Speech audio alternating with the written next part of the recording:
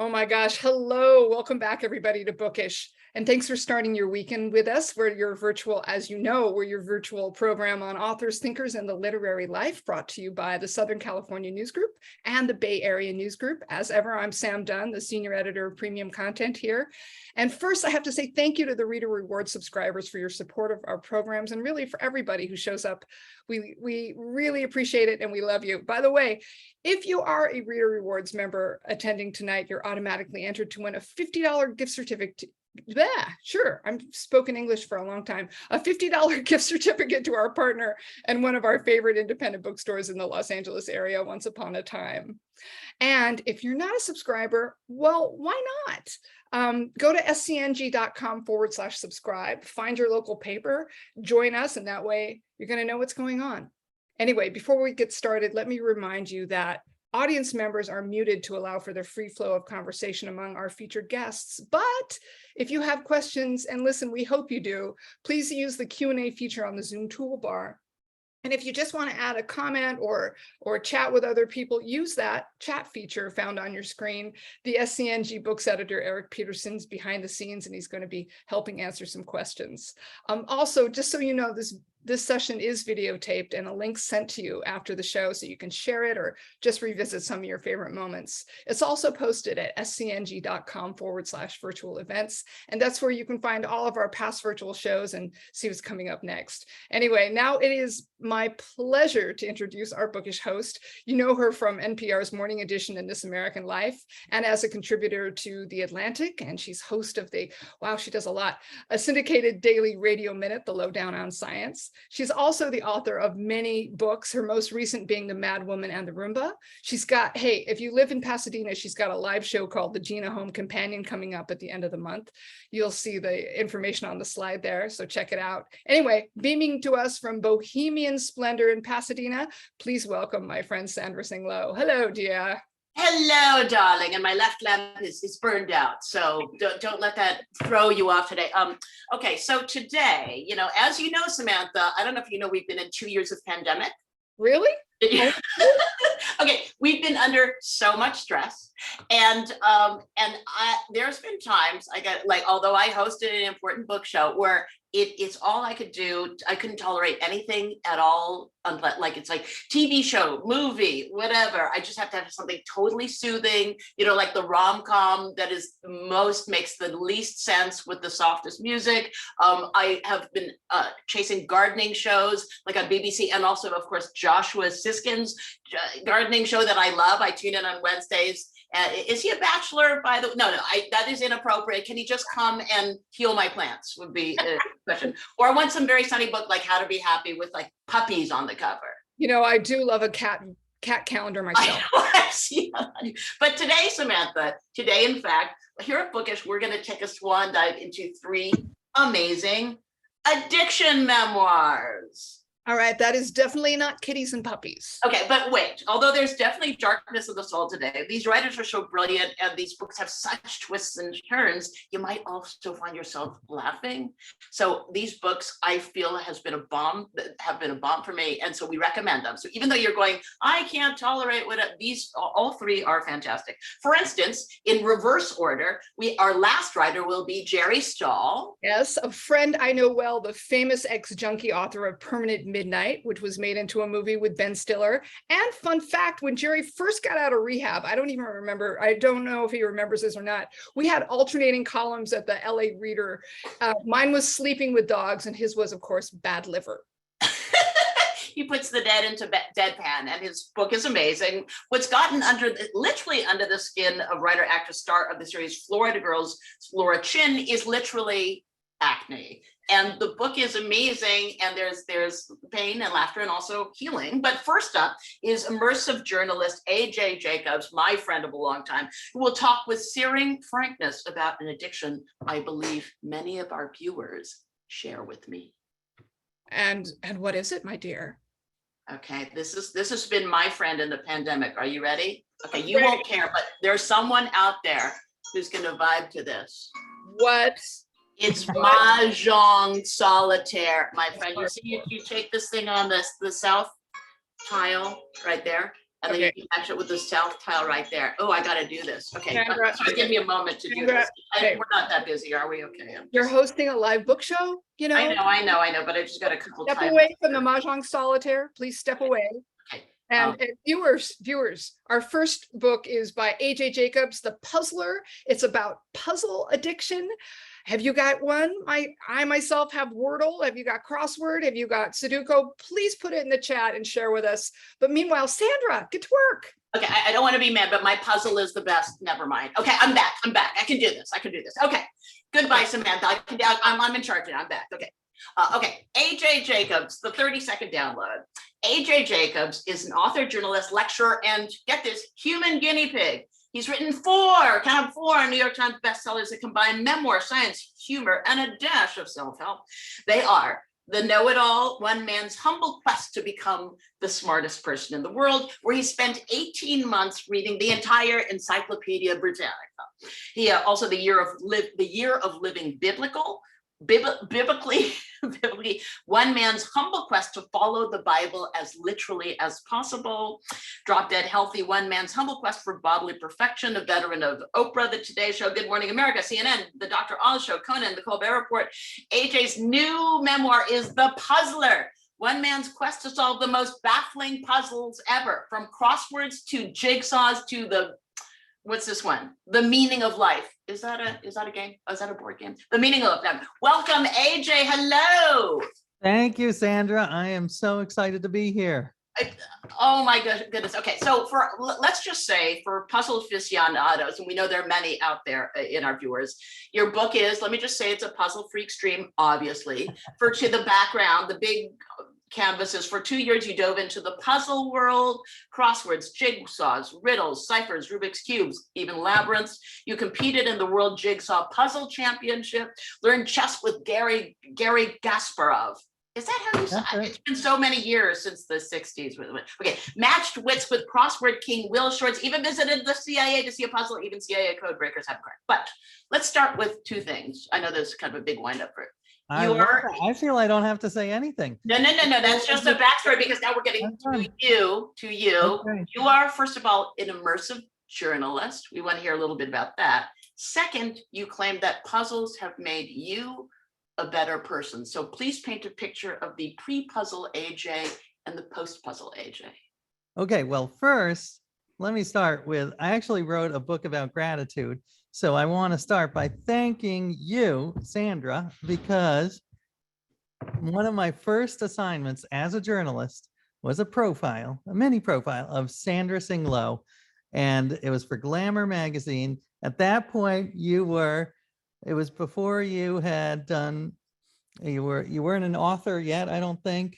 No, I think it was a performance artist. Yes, you were a performance artist. You had played piano on a highway overpass, I think. Right. So I was profiling you as a performance artist, and then you became this famous writer, broadcaster, actress, everything else.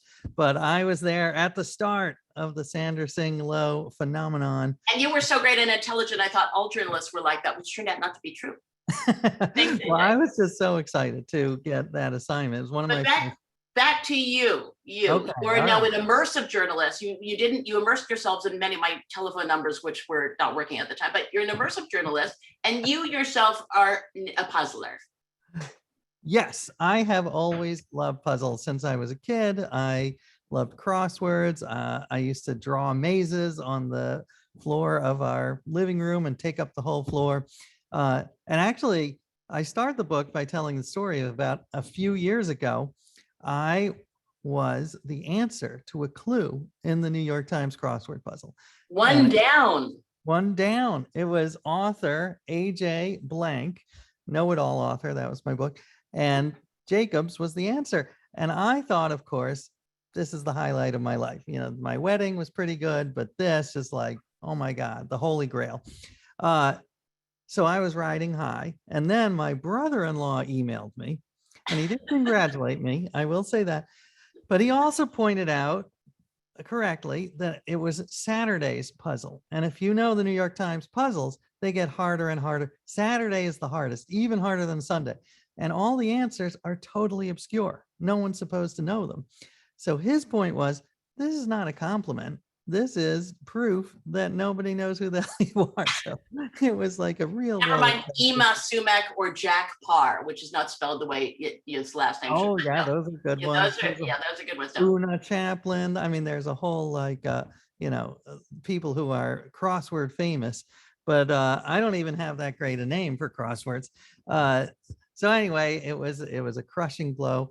But the happy twist is I told that story on a podcast of how I had an asterisk next to my accomplishment, and it happened that a New York Times crossword maker was listening. And he saved me. He put me in Tuesday's puzzle where I don't belong, because that's where, like, Lady Gaga, that's where Gaga shows up. And he was very clear I didn't belong in there, but he did it as a favor. So I was redeemed. And that's how I start the book. But I've been doing puzzles of all kinds for all my life. And I love them. And I think they're a force for good. I don't think, as an addiction, I do think that I am addicted, but I do think it is, as far as addictions go, it's a pretty good one. Let's go back to that in a moment, because I want to tease out something about that. But in the meantime, I think it is so, you are a little bit of your family, just about your mother. And I mean, it's 3 generations of puzzlers, it seems. Your parents, you and your wife. Can you just talk about that? Oh yeah, I definitely come from a family of puzzlers. My father was a lawyer in the army, and he was stationed in Korea after the war. And my mother was living in New Jersey, and they would mail, they didn't email, they mailed the New York Times crossword puzzle back and forth. Like they'd each fill out a clue or two and then mail it. It was the least efficient way I can imagine. It must have taken him a year and a half to finish a single puzzle, but it was also romantic. So romantic. So anyway, I definitely come from a family of puzzlers, and I do believe I see my life as a series of puzzles. So my previous books, I wrote one about religion, and I was like, that's the puzzle of religion I'm trying to solve, or the puzzle of health or gratitude. So in this case, I thought, let's stop beating around the bush and actually do puzzles for real, not metaphorical puzzles, but puzzles, because it's my obsession. It's what I love. And what can I learn from it? Why do millions of people do them? Do they make me a better person? And the answer is yes. And I still want to go see that. The better person part is, I think, where I want to go back to. I just, because there's so many, your book is so fun to read, and there's so much interesting detail. And I know your wife also works for a scavenger hunt company, so she's a puzzler. Your 3 sons will do mastermind over the weekend, and you are, I mean, it seems benign, and you're a very friendly person, AJ, when we listen to you. But I also noticed that you were trying to get your dog Stella. Even your dog Stella was not immune, right? Please tell the viewers what you're trying to do with Stella. I mean, we are a puzzling family, so we try to get everyone involved. And I'm a sucker, because I buy my dog these treats on the internet that are billed as puzzles. And it's like, a series of, layers of meat and crackers that they have to get through. And the ad copy is all like, this will provide cognitive stimulation to your dog, which is total crap. It's just a way to sell meat and rawhide or whatever's in those things. But it makes me feel better. And it's like, oh, look at this. I'm even helping my dog become a smarter dog. It's pathetic. So before we get to the point, which I think is this about puzzles making us better people should know when they read this book, and everyone should get it if they don't have it already, that the history of puzzles is so interesting. It's not just us today with our Wordle or words with friends or whatever. And I think that, like, at some point, even if you take crossword puzzles were deemed dangerous, right? Yeah. That's one of my favorite sections. Is crossword puzzles first came out in 1913 in the New York World newspaper, and they became a phenomenon. They were, in hundreds of other newspapers, but there was a portion of society that was super upset and freaked out, including the New York Times. they refused to print crossword puzzles because they thought that they actually called them a pestilence. They had op-eds about how horrible the crossword was, and they ran articles, crosswords are causing divorces and people are literally murder. I'm not exaggerating, like people are murdering because they were so angry about the crossword puzzle. Finally, in 1942, they buckled and started printing them. It was during World War II, and they felt people needed some sort of distraction. But until then, they were super anti-crossword. And you see this throughout puzzle history. It's sort of a tension between puzzles actually are these great games that make you smarter, they make you better, versus, oh my God, these are like, they're the equivalent of the crack epidemic in the 80s. They're this horrible vice. So I love that tension. Of course, you know which side I'm on. I do. And I also know which side you are on with some people. I think you said you see someone wearing a t-shirt, real solvers do it in pen, which is not what you, right? But you are more of a. I'm a pencil. I am a pencil fan, and I am not ashamed of it. Or the delete key. I do a lot of my crosswords on the computer. But yeah, that is a debate within the puzzle community, because they're so smart that they can do it with pen. But to me, a pencil is a great thing. Of course, we all make mistakes. And I think it normalizes mistakes. I like, it's a philosophy of life I had, the way of the pencil. Life is full of mistakes. It's okay. And is that part of how it makes us better? Embrace the way of the eraser, how it makes us better people, as opposed to me on my mahjong solitaire, avoiding doing the dishes. You say that we can learn something about puzzles. Right. Exactly. I think there are a bunch of life lessons you can learn. And one of them is, of course, it's okay to make mistakes. I would say one of the meta ways that puzzles make me better is just seeing the world as a puzzle. I love Quincy Jones has a great quote. You've probably met him or interviewed him. I feel like you run in the thing. You're fancy out there in LA. Have you? No? All right. Well, he should meet you, because I think you guys would be friends. I've never met him, but he said he doesn't have problems. He has puzzles. So the way he looks at life is as a series of puzzles. And I just find that so much more inspiring, because problems, they sound so intractable and intimidating. Whereas puzzles, it's like, oh, let's roll up our sleeves and try to figure it out. And it's solution oriented and maybe even a little fun. So I do see life as a puzzle. Even now, this one I think is very timely and makes my life better, because we are, of course, in this crazy culture war. And when I'm talking to someone, I'm a New York liberal. So when I'm talking to a Trumpist, my default is just to, be furious and try to pound them down with facts and be just yell at them. And that doesn't work very often. And often it actually is counterproductive. So instead, I try to reframe conversations as puzzles. So what do we really disagree on? Why do we disagree on?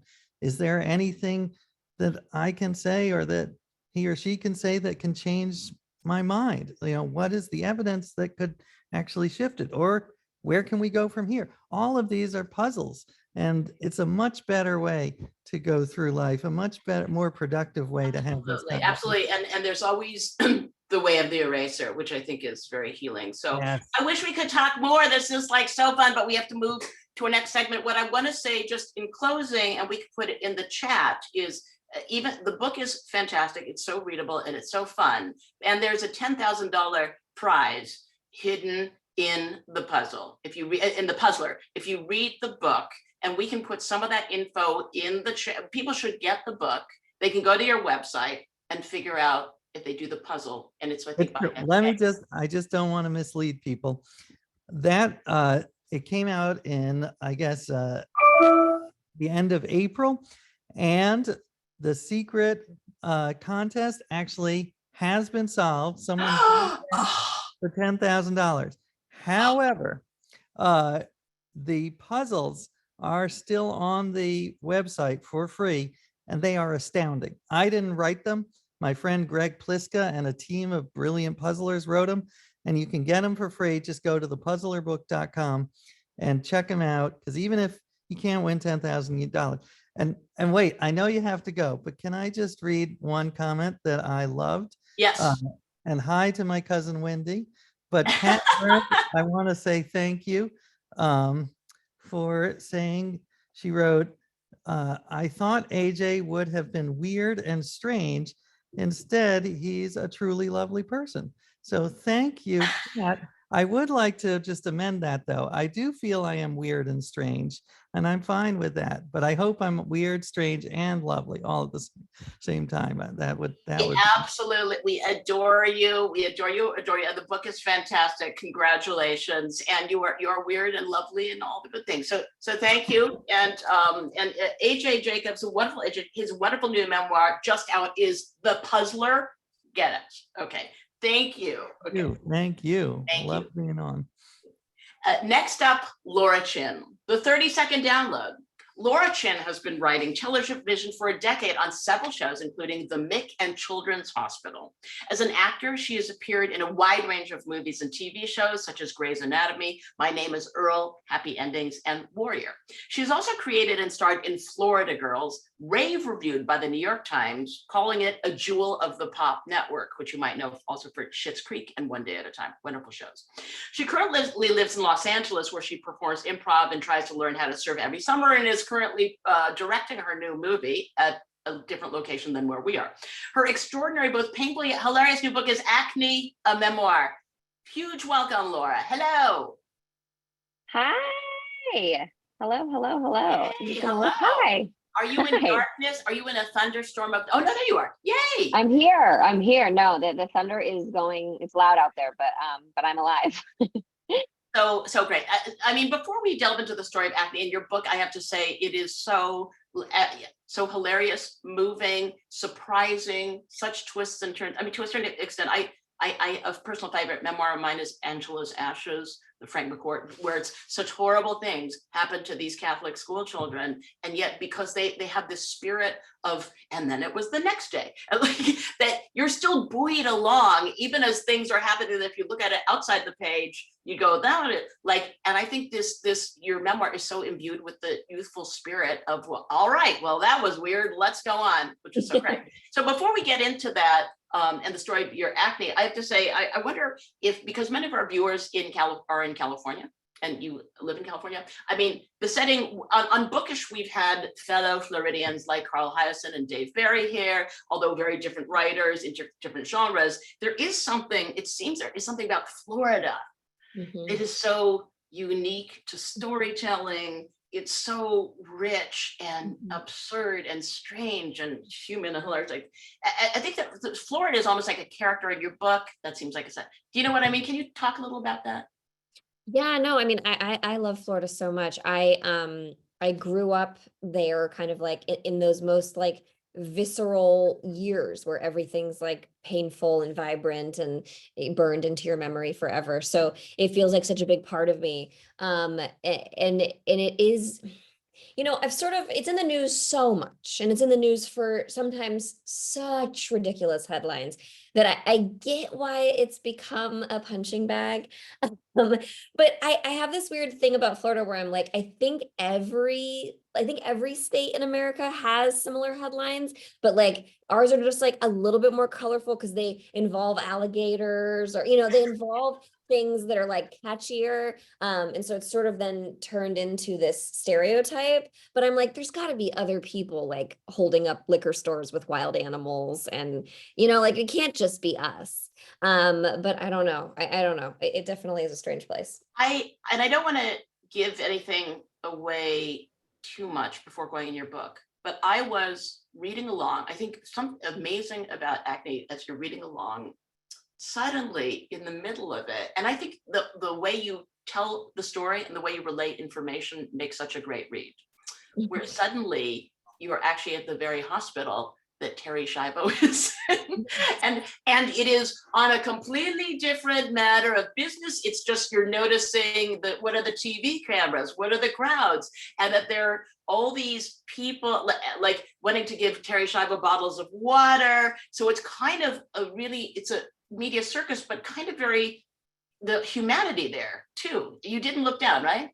Yeah, it was it's funny. I because now I'm directing a movie about that time period, and it's in the book, it's a tiny, it's like a chapter, but at the time it was this very surreal thing where I was 18 and I'm going to visit my brother, and there's protesters outside, and the news is Terry Schiavo, and they're checking our car for bombs, and I'm getting patted down, and but it was just part of the day-to-day of like, this is where we put my brother, this is where he lives, this is what. And I recently, because I was writing the script about the time period, I really delved into the Terry Schiavo of it all. And I recently asked my mom, like, why didn't we move him? Like, because there's so many hospices in Florida, like everybody goes there to die. Like we could have easily gone to a different hospice. And she was like, I don't know, she's like, you're doing the best you can. And it's one of those weird things where you're just like, this is the way it has to be. This is where he is. This is what we're going through. So we were there. Terry Schiavo died on March 31st.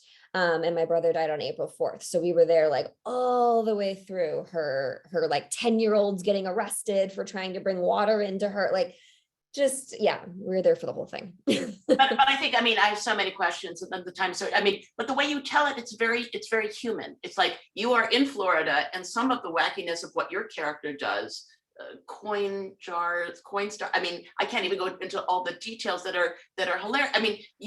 What I love about that teen character is that you're part of it. You're not, and I think also your mother is this extraordinary character, and I found myself laughing and then also crying, like and I think the story, the tragedy of your brother getting cancer so early is, but he is his own character.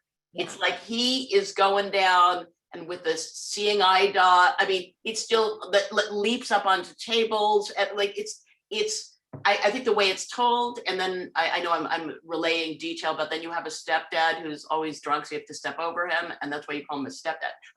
It's extraordinary. It's extraordinary. But I think with your mother, you end up, she's such a strong character. How did she feel about you writing this book, and how she read it? And it's funny. Yeah, I would call her throughout the whole like 2 years of writing it, and I would read her sections, and I'd read them out loud to her over the phone, because I was like wanting her. I was like, is this really how this happened? Am I remembering this right? And she would go back and forth between like, oh, I hate you. That's not how I sound like. And then to like, oh, wow, that is how that was. And so I think it was a process for her, because so much of the book, I'm kind of alone and neglected, and my parents are busy. My mom's taking care of my brother, my dad's working, whatever, my dad's across the country. And so I'm alone so much of it that my mom reading it is like, she's a little bit like, oh my God. Like, I think she was sort of in denial about what I was getting into, what my life was like. So it was very eye-opening and emotional for her to read, but she's been supportive. Yeah, and I think really now finally to get to the meat of the book, after I was just fangirling with so much detail. So you are, a couple things about your physicality, which is what the book is. It's like your name is Laura Chinn, Chinn, which, so first break down the complexity of your ethnic identity that people will want to know about. And then your acne was so painful that it kind of destroyed your life, but it also saved your life. So if you could do the physical breakdown of what we're seeing on screen right now. Sure. Yeah. Well, no, my name is Laura Chinn, and I look like a white person, and people assume I'm an Asian person, but really I'm a biracial person. My father is Black, my mother is white. And so, yeah, I've lived a very weird life of people at job interviews, like coming out and seeing me and going back in their office because they're waiting for Laura Chinn to arrive. And I still get telemarketer calls for like Asian hair products, and, it's just like I'm in the system as Asian. But Chinn is actually an old English last name that was a plantation name that like my dad's ancestors took on when they were enslaved, and then they took the last name when they left. And so yeah, there's a lot of like Black people named Chinn in America, which is odd. And with acne, man, it was just such a transformative experience that I'm, still dealing with, and on and off. And it was a time in my life that like I really couldn't deal with anything more. And then I was dealt this this skin disease that is so challenging because we're not really allowed to have it. Like we have to cover it up. Like you can have cancer, you can have many other diseases, but you can't have this skin disease. In our society, we've decided, no, actually, you can't have that. So it's hard because you're dealing with this health problem, and it's painful, and it itches, and it burns, and all the things, but you have to cover it and pretend like you don't have it, and you can't really talk about it with anyone. So it was incredibly challenging, and severe and cystic for, decades. And so when I was starting to write down some of these stories of my brother blind and deaf and hospice, and Terry Schiavo, and my dad, and this and that, I realized that the through line to these stories was my skin, and that in all these stories where people in my family are getting murdered, so just my parents were Scientologists, like there's so many different things, but the whole time I was just thinking about what my skin looked like. And that's all I wanted to sort of deal with was my skin, and whether or not I could call myself beautiful. And yeah, I found that to be kind of funny and narcissistic. And it helped me kind of create a spine for the book. Right, and because you're so naturally funny, and there's something about your narrator that can just never dwell, and it's and I think that physically, but physicality is part of it. It's not just a handy metaphor and that's my metaphor. It's like Accutane. I think your journeys with Accutane are. I mean, can you just share a little bit to the viewers what happens on Accutane? I mean, Accutane's wild. It, the company warns you that, suicide is a side effect, and we still take it, and that in and of itself could maybe show someone to have some empathy for people that are going through this skin thing, because they're willing to take a medicine that might result in them taking their own life just to not have to feel other, and etc. And so, and it's so extreme, when you hear that, but it really was like, I was like, totally, like, I didn't have to think about it. They were like, you might kill yourself. Oh, you might, all these things, you might get really depressed. And I was like couldn't wait to take it. And they were right. They delivered on their promise. You could, so depressed, and so dried out, and just like painful and irritable and all the things, but your skin like clears up. So it's this weird sort of like the devil, asking you like, is it worth it to, and ultimately, I think I was on Accutane like at least twice. And yeah, and then ultimately when you get off of it, for me anyway, it just comes right back. So it was like this, it ended up not being worth the depression. But you get to see what it feels like to have like, quote unquote, good skin for a while. So, and of course, people looking at you, at your biracial, partly not Asian, whatever you have, and I'm looking like a strange ghost with my 60-year-old skin. It's like, I'm going, but you have, looking at you, you have really incredibly beautiful, glowing, exceptionally, like, boy, she is great skin. So to a certain extent, you can share all the viewers should get your book regardless, because it's a fantastic read, but there is a happy ending in terms of, so can you just share a little bit of the germ of how you... I mean, it's interesting. I feel like the point of the book for me is like, what if we all could have good skin? Like, what if we could just call every skin good? Because it's like all skin is good. Like we all have skin, it's all different. And like, it's good because it's your skin, and like, and can you get to a place internally where you feel okay about yourself, to where you can have your skin go through whatever it goes through.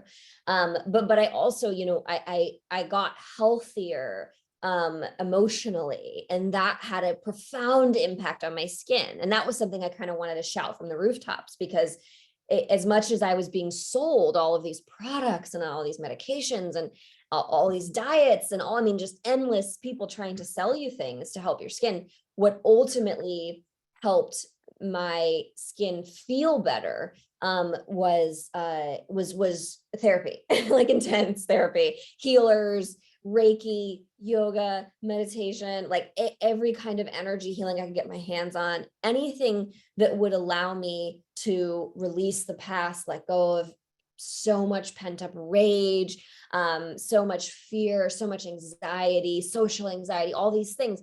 Those things were actually what was spiking my hormones, what was throwing my body out of balance.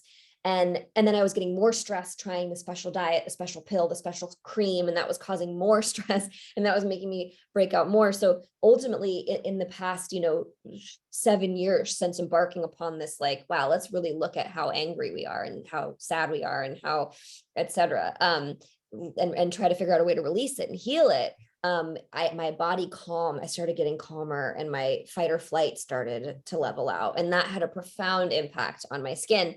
And so ultimately, yeah, like going through this thing, I never would have done this inner work otherwise. It was my external narcissism that, forced me to look inward. And I'm so so thankful for it, but I still break out all the time, like all the time. I mean, it's calmed down, but I still break out all the time. And I'm just zit patches every night. And, it's part of my life. I have oily skin, but I also like feel now like I can have acne and it's okay. Yeah. No, so thank you so much. Again, time has been too short. And I think that the way you just described it, it's such a beautiful and universal story about all the physical ailments that we feel, all the shame we feel, all the stress, all things we try. And I have to say the scene with the healer, just unbelievable, one of many unbelievable, fantastic, amazing scenes. So thank you, Laura. Good luck on your movie. And Thank you it's so much. yes, such a Thank pleasure. It's a great, you so much. great memoir. And Thank a crime. you. Thank you. All right, Laura Chinn, her new book, run out and get it, is entitled Acne, a Memoir. And last but not least, we have Jerry Stahl, the 30-second download. Pushcart Prize winning author Jerry Stahl has written 6 books, including the memoir Permanent Midnight, as we talked about, Ben Stiller, Owen Wilson, and the novels Painkillers and I, Fatty, optioned by Johnny Depp. You may have heard of him. Former culture columnist for Detail, Stahl's widely anthologized fiction and journalism have appeared in a variety of places, including Esquire, New York Times, Playboy, Rumpus, and The Believer. He's also written extensively for film and television, including the highest rated episodes of CSI. And that's not nothing. That's a highly rated show. And most recently, the HBO film Hemingway and Gellhorn with Nicole Kidman and Clive Owen. His unforgettable new memoir, you can look at the font, just know, but it's so amazing, is 999, One Man's Tale of Depression, Psychic Torment, and a Bus Tour of the Holocaust. Welcome, Mr. Stahl. Welcome. Happy to be here. Yay, there you are. Oh, hello, sir. And I think we saw each other like a Chateau Marmont. I see you across the lawn doing something amazing. I just can't remember. Okay, so I'm going to bracket this opening just a little bit to set you up for this. Okay, this is the Southern California News Group, 11 Southland newspapers, general interest, family friendly. And I was sending Samantha Dunn a memo about the show. I go, it's addictions, from crossword puzzles to Nazi death camps. And I go, all right, we're contexting this. And I have to say, reading your book, it's so, the Holocaust is obviously very dark, and you really capture the deep sadness of that, and that's part of the journey. But because it's a bus tour, I also found myself laughing uncontrollably, weeping over the descriptions of Kielbasa alone. So I had that uncomfortable feeling of the darkest dark, laughing uncontrollably, and then feeling queasy and wanted to reach for a Chardonnay, but I can't if I'm in a 12-step program. So, and that to me is so Jerry Stahl. You were just amazing. Nobody does it like you. So if you could set the context for our audience a little bit, if you can tell us when you were in that Dantean dark woods in midlife, can you just set up where you were, what you were thinking, and why you decided to go on a bus tour of Nazi Germany death camps? The eternal question. I reached a point in life, as some people do, where you just realize a lot of shit's going south. I got married again, somebody younger, had a kid, had even sold a book and written a book, and then ABC decided to option that book. And then by the time I was writing that pilot, marriage had gone south, kid was living in a different state with the mom, and just a long story short, people had it worse, But this is my story. So I decided, and I had a lot of physical problems, which I won't bore you with, but they're talked about in the book, some of which had to do with being a dope fiend for a while, because I am contractually bound to mention heroin in every interview. I ended up deciding I would find a place where complete despair and depression was entirely appropriate, and where better than the camps. So I went and got Vice magazine to pay me to do a 6-part series in the camps with no personal elements whatsoever, just kind of the facts, ma'am. And then it became a whole other experience than what I thought it was going to be, for the simple fact that when you walk into Auschwitz and you're expecting this soul-crushing, heart-ripping experience, and the first thing I see is some guy in an "I'm with stupid" t-shirt, like shoving pizza in his mouth and slamming a Fanta at the Auschwitz snack bar. So that's pretty much the yin and yang of what this book covers. Yeah, and I think you are taken for, one of the early scenes is like you're taken for Seinfeld's Kramer, right? By 2 Asian tourists. Yeah, Can you unpack that a little? Yeah, I'm staggering out of the ovens at Auschwitz, trying to screw my brains back in, and I hear "Crema, crema, crema," and it turns out, I think it was some young Filipino women, God bless them, maybe 16, 15. And long story short, they thought I was Kramer and they wanted a selfie. So instantly I'm faced with a couple of moral dilemmas. A, what do you do when you're mistaken for a celebrity? You're not, and somebody wants a selfie. B, what do you do if that's Michael Richards? So I'm like, do I look like fucking Michael Richards? And then it's like, worse, I'm having this thought at a death camp.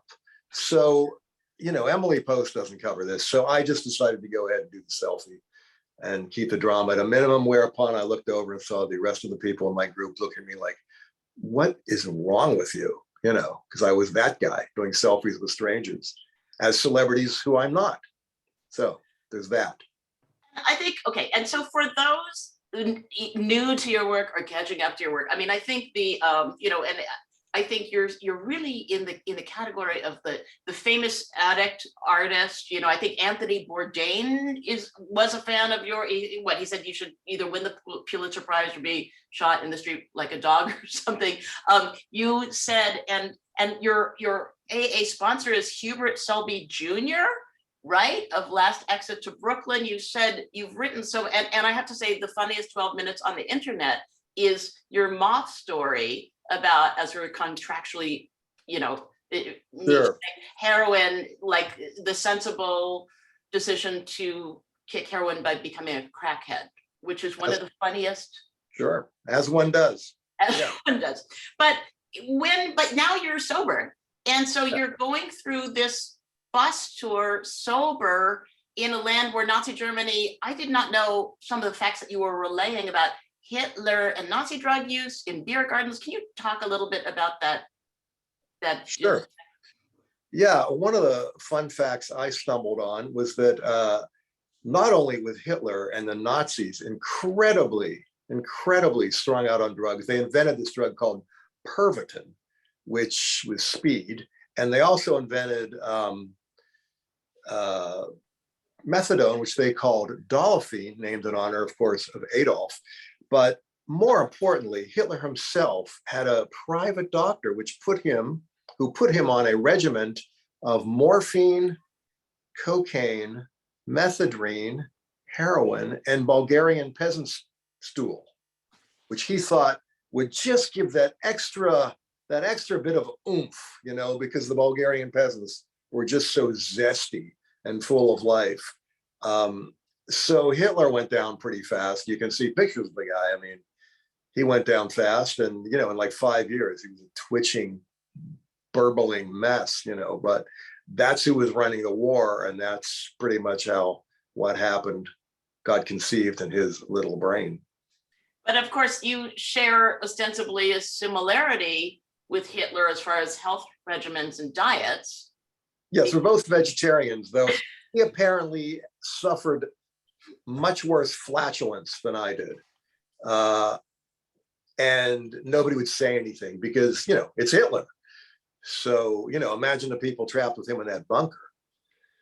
That's all I'm going to say about that, but it couldn't have been pleasant. So, and again, I can just see myself cracking up and just the phrase kielbasa grotto. When I think of that, I am laughing, and it just and in your descriptions of the sausage when you are a vegetarian in Poland is something. But of course, I mean, this is a dark book. I mean, there's darkness within this book, and you talk about depression. Your father famously committed suicide and even in cars when there was leaded gas before there wasn't any. I mean, Yeah, I was just giving kind of a tip for anybody trying to do that today. You will basically just wake up sort of shamefaced and like with a headache as you go stumbling back into the house the next morning, with a non-leaded gas headache. It's the worst kind, really, to have of a morning. So that is a healthy tip to our viewing, a helpful tip. But I think with the depression and how you dealt with it, and, I guess if you could tell a little bit, I mean, like about what you experienced going there, what you thought, and there's so many powerful moments when you confront this stuff that's so dark, and as a Jew, and there's some Jewish humor in there. I mean, your grandma, Essie, stop whining. There are people walking around with no legs. I mean, you're a Jew with Jewish humor. You're a Jewish intellectual. They're looking at you going, Juden. And I mean, can you just talk about any of those moments when you were like? Sure. There's an inherent thing that happens when you're in Poland. I mean, I'm kind of paranoid to begin with, but when you're in Poland and you're just sitting there in the morning in some hotel buffet, and you're looking at this sausage gobbling 95-year-old, and it looks like he's kind of giving you, he's mad dogging, he's kind of giving you stink eye. And it's impossible not to think, 70, 80 years ago, when this guy was a youngster, how is he not bayoneting Jew babies? I can just tell by the way he's looking at me that he wants me to know if things hadn't worked out the way they worked out, he'd be shuttling me into an oven. There's just no way out of it. That's Poland for me. Right. And in fact, Poland still doesn't like Jews. If you so much as hint that the Poles had anything to do with the Holocaust, that will put you in jail. So Poles aren't even allowed to talk about their own history in an honest fashion. Right. And there you are going into, and it is in the way you describe the ovens, what they look like, the gas chambers. I mean, the nail marks on the wall. I mean, I think you describe, if you can, better than me, about sort of you're there and you're not there. I mean, you're feeling it, but you're not. Can you talk about that a little bit about? Yeah, I think this might be just human nature, where you want to have this profound experience and you're so waiting for it. But at the same time, there's this kind of, almost a kind of emptiness at your core, because what I realized is no emotion I could feel is worthy of what happened to these people, if that makes any sense. So you can feel all this, but by the end, what I thought was they should just fence them off and people can like look at them from a distance and, let the dead stay dead, because you're basically just waltzing around on the bones of these mass murdered victims, and doesn't feel right. Didn't feel right in any of the camps. Right. Although, and it's that dark, and the Christ, that you describe some monuments at the end to the dead that are just so, and bells tolling, and it's sort of a journey that one takes through the book. But by the end of the book, I felt like, this is my interpretation. To me, it was a kind of Chaucerian Canterbury Tales, because of the other folk on the bus tour. They are not your favorite people to start with, and they're so funny and human and lovable. Can you talk about that a little bit? Yeah, I think it's important for me to say, I don't think I'm any better than these people. It's just, I found out, and maybe you knew this, there's a whole other sort of, I love subcultures and worlds that I know nothing about. And the world of sort of not rich, kind of middle class, retired teachers, factory workers, back when there were factories, what have you, they vacation constantly and they just go on bus tours. So I was talking to this gay couple from Florida, and it was like, yeah, we did the Finger Lakes last week. We're doing the camps now, and then we're going to Ireland, next week.